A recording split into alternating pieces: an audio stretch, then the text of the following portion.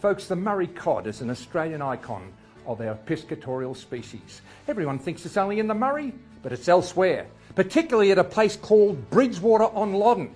And Adam Reuter, who was going to take over my show, joined me in search of one of these monsters. And Adam, what went wrong? G'day folks, I'm Rex Hunt and thanks for joining us. Sit back and relax. Let's do some fishing together.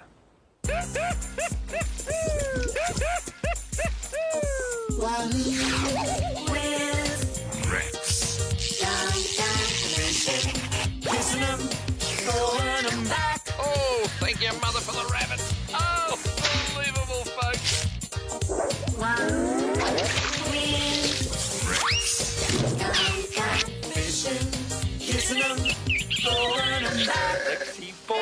Rexy boy has done it again. In all my years of fishing, folks, it never ceases to amaze me what our waterways can provide for recreational anglers. And Central Victoria turns it on big time. And Steve Starling enjoys a tailor feeding frenzy on Sydney Harbour.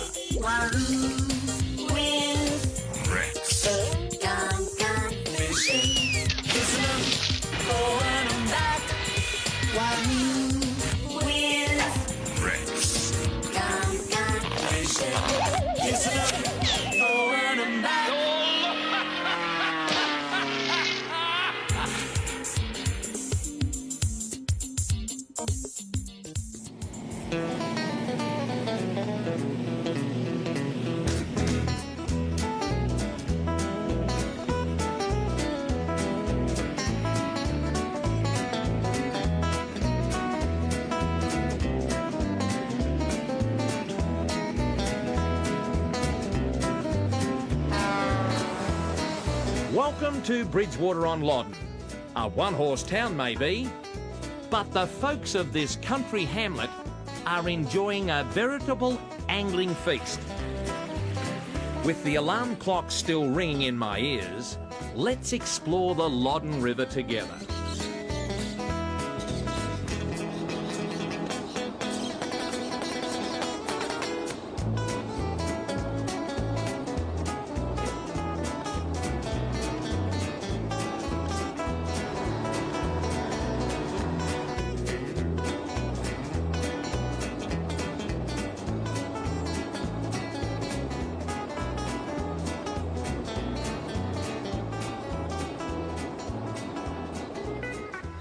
Well, folks, I tell you what, one of the great advantages of this job of mine in Australia and, in fact, right around the globe is my office. And I tell you what, there's nothing better than Australia just after the sun comes up. The galahs, the sheep, the smell of the bush. I'm talking about galahs. I've got one with me today, folks. Adam Reuter, say good day to the folks. Howdy. Love you too, Rick. He is a nightmare, this bloke. You reckon I'm a tadpole short of a swamp, folks? He's an antenna short of a cockroach, I can tell you now. He's from the Complete Angler range of stores that Jimmy Allen runs here in Australia. But the bottom line is, kid, you love fishing.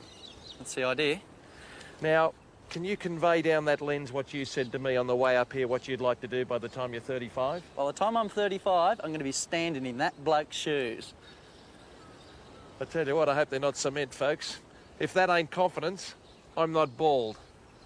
Adam Reuter and Rex Hunt. This show, folks, will be interesting. Stick around.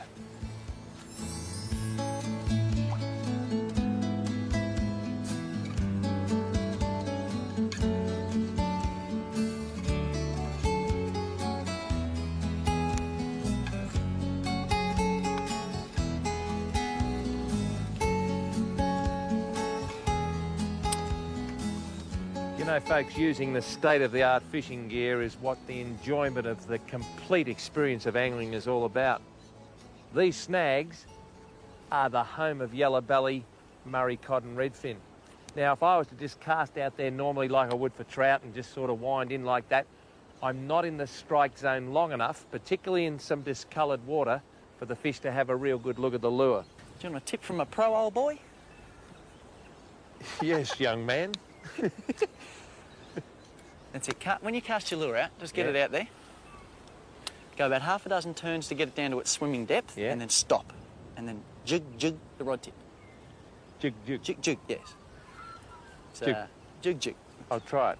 No worries. Here we go. So, it's New Zealand for jig, jig. Here we go. That's it. I got it. Jig, dig, dig, dig, dig, dig, dig, dig, dig, dig. Is that it? You're getting the swing of it now, old boy. You idiot.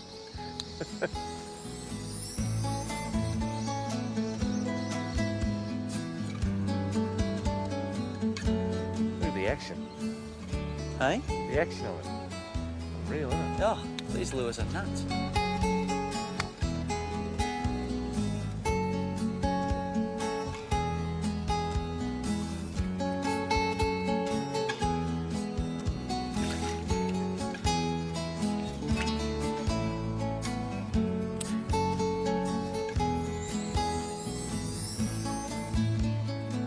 Oh, I got whammed just right there, Adam.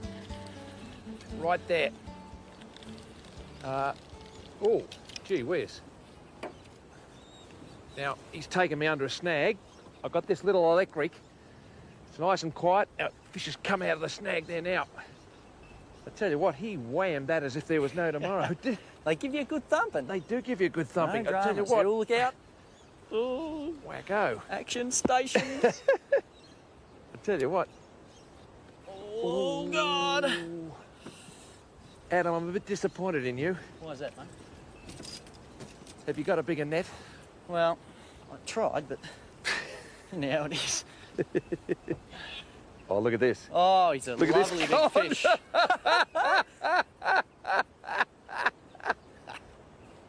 Oh, dear me. Mate, bigger net. I feel you like- weren't wrong. What an absolute beauty. I tell you what. Now, he's just hooked at him, Yeah, and we're he's going to be just- very, very lucky to get him, I tell you now. But what a beautiful cod. Just need to swing him over the top of the net. Coming here now. Look at that. He's home.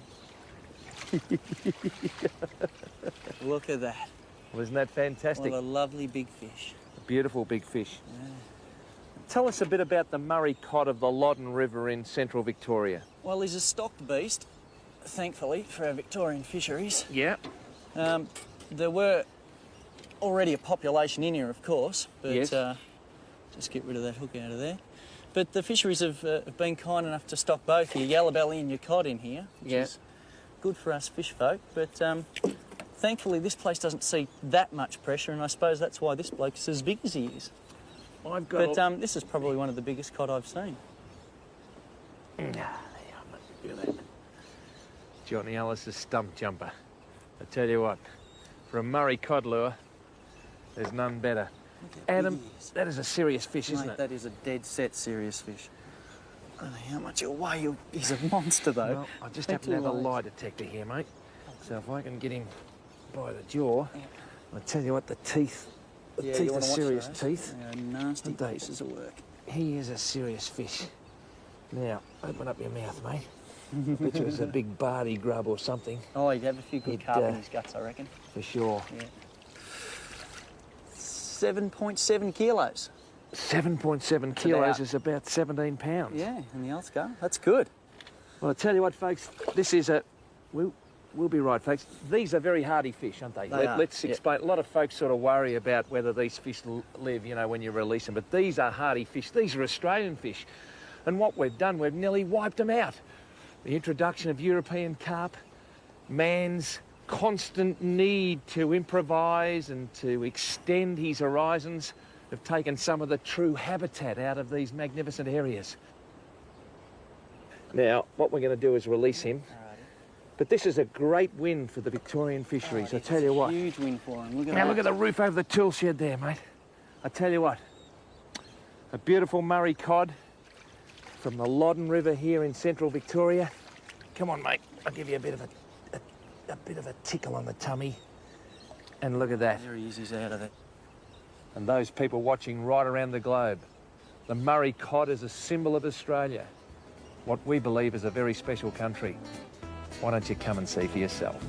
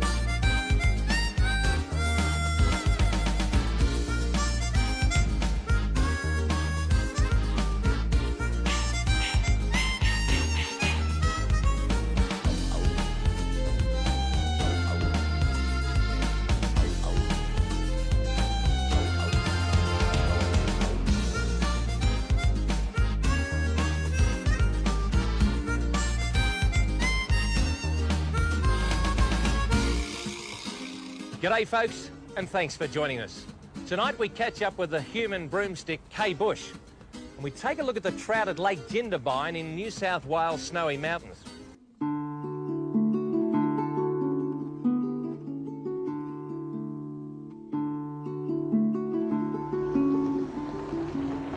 Tell you what, this looks all right here, Bushy. How long would it be since it's been up this high? Probably quite a few years. It'll be. Yeah, it looks all right, man. I tell you what. Oh. Sneaking around there. Tell you what, confidence is a lot in fishing, and it looks all right today, eh? Looks good.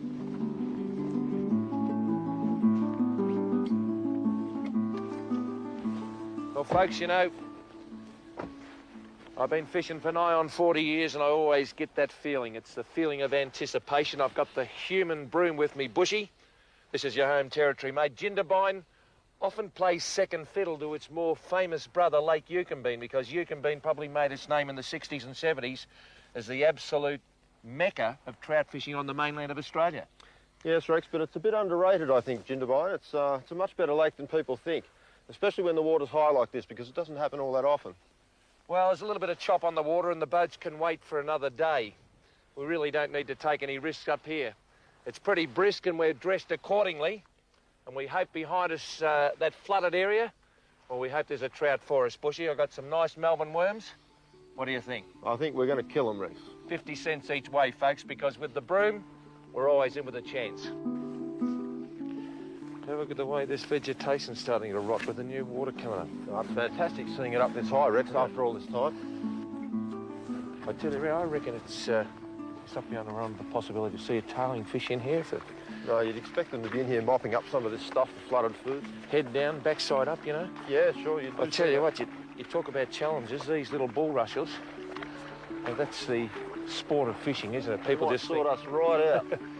This looks all right over here. It's a little bit more open ground over here away from the rushes, and we've got a bit of a chance to get one if we get one on. Yeah, that's the spot. That is the spot right there.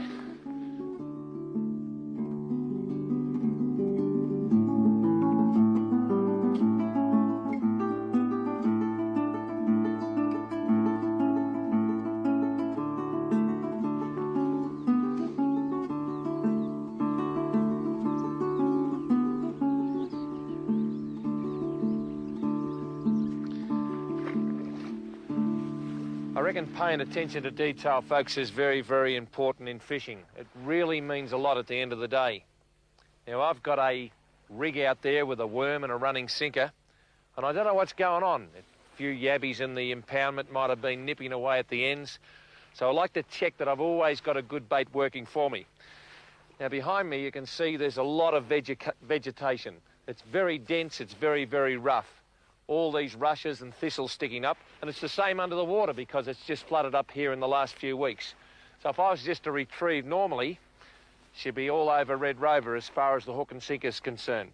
So what I do is I lift very, very quickly like that and lift the bait and the rig off the bottom of the lake and wind as quickly as I can and put the rod directly above my head. That's where the advantage of the long rods come in, and you find that you can bring in a rig and check it. In this case, there's a little bit of weed, a few nips on the end, a little bit of weed over the sinker, but because I always like to have the perfect outfit out there working for me, I'm going to clean it up a bit. Now, the bait's the most important thing. Just like a lure, folks, that's what the fish see, and that's what attracts them to your area. I like to look after them a bait, and worms are no different.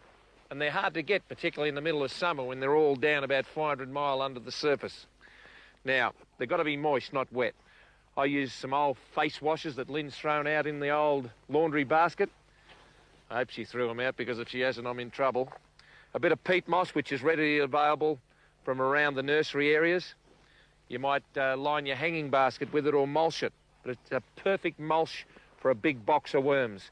And just some nice rich soil that I've mixed in with some vegetable matter, and have a look at them. They're absolutely magnificent, those worms.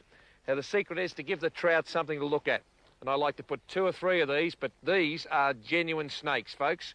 So we only put, say, probably a nice big one, and then a little one. So it's a popper worm and a baby worm on the end. And that, to me, is just an absolute fantastic bait. I'm going to cast it out and see if we can get a fish. I like to cast a long way out. Just get out well and truly past this type of vegetation. So I use a pretty heavy sinker, but it doesn't matter, it's running, so the fish won't feel a thing. Stop the rig when it hits the water and just place it into the rod holder and just take up the slack slightly. And that is really at 90 degrees to where you're fishing. It's nice and low out of the wind. And these rod holders, I think a pensioner might have sort of invented it, and good on you, mate, whoever you are. Very, very good.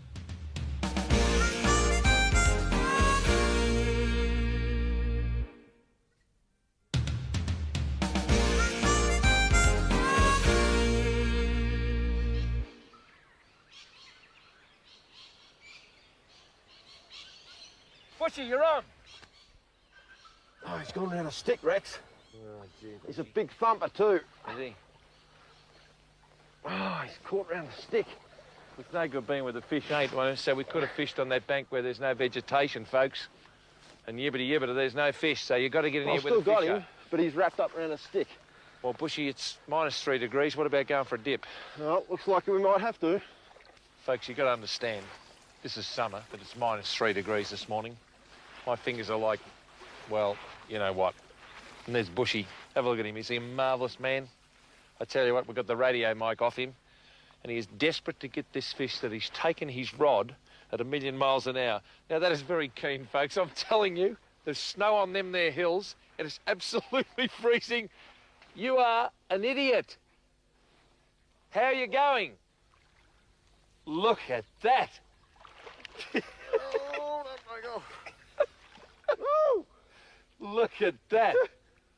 Well, come and give us a look at him. We have a fish. Now, tell you what, folks. Bushy said that he was very, very keen to join the company. I think after this he might own the company. The man that runs the show is the show. Have a look at this. Is he a brown or rainbow, Bushy? It's a nice brown, Rex, but I've just had to cut the line, so he's free at the moment. If Yeah. he leaps out of my hands, we're going, but we'll bring him in. He's in pretty good nick. Yes, he's a nice fish. He's in good nick. How are you? I'm in less good nick than he is, Rex. Is it cold? No, it's not cold in the Snowy Mountains, Rex. You're a very, very keen angler to bring that into us. Isn't that marvellous? I tell you what, he loved that bunch of worms, mate. You better give him the kiss. No, I tell you what, he's a magnificent fish. I'll give you a kiss, mate. I tell you what, a beautiful male fish. Probably, well, I reckon you're getting up to 1.5 kilos of beautiful Jindabyne brown trout.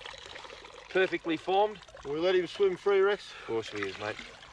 I tell you what, he'll absolutely love that. It's the best way when they're obviously not going to go first off for the young people. It's just to get their balance, do you think?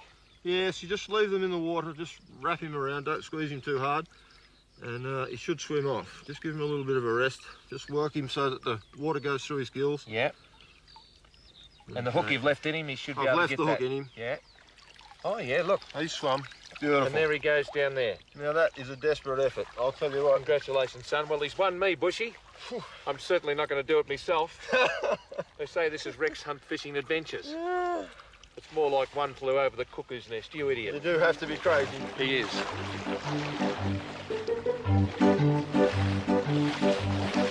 Well, this is unbelievable. I've got drowned, but you have to have a shot at it when you've got something on there. I don't like to see it get away, as you can see. And now I can show you a little known technique that's not commonly practiced by anglers for emptying waders.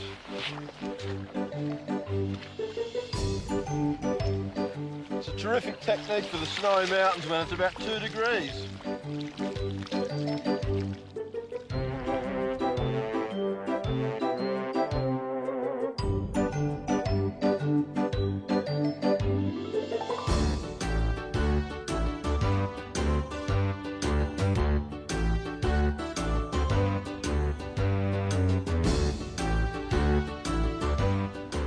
Didn't he like that bunch of worms?